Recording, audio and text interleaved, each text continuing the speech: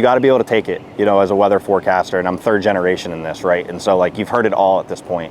And so, you have guys who are doing it in jest, but if you handle it the right way, it leads into like an informative conversation about, well, this is why the stuff maybe you're looking at and why you feel like you need to give me a ton of crap might not be the best stuff you're looking at.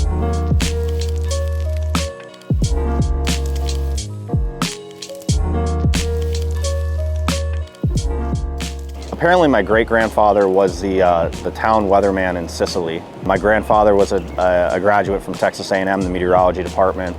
My dad was a Penn State meteorologist.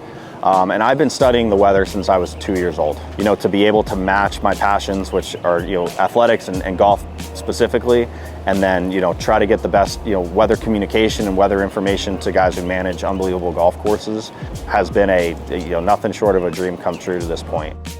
We work with Mike and his team, consulting from a weather perspective year-round, and have worked with the golf course for a long time. I've worked with Mike for a long time, even before he was at Oakmont. Just trying to, get them prepared weather-wise the best way possible. Day in, day out, just trying to maintain just consistency with giving them forecasts and try to take that off him and Max and the team's plate, helping, morning maintenance, afternoon, evening maintenance, whatever it might be, and how the weather will impact that, and then looking days ahead.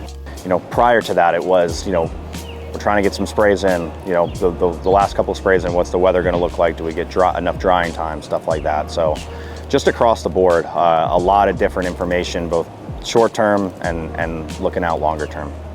Sunday night, there was a thunderstorm that rolled through, right after orientation of all the new volunteers coming in for the week.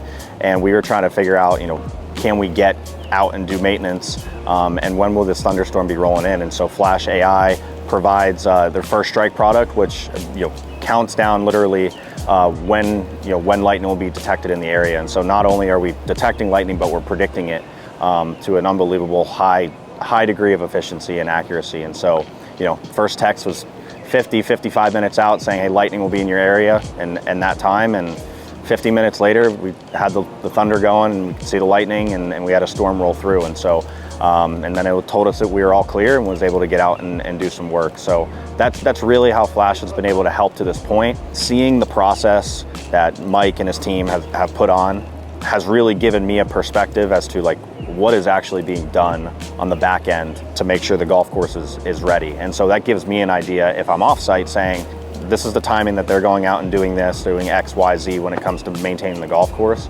I'm able to then game plan how I'm going to utilize Flash, utilize our data to be able to give the best forecast possible, both while we're here this week and then potentially in the future with other events that we're working with. I'm from the state of Pennsylvania, don't live there now. To come home to your national open and be able to help in this way is fantastic. It'll register in the weeks ahead, but right now just locked in the same way they're locked in, getting the golf course ready. I got to make sure we're on top of what we're doing here and getting the best forecast possible. You can't control the weather, but we can control how we communicate what's going to happen. So that's kind of what the focus is right now.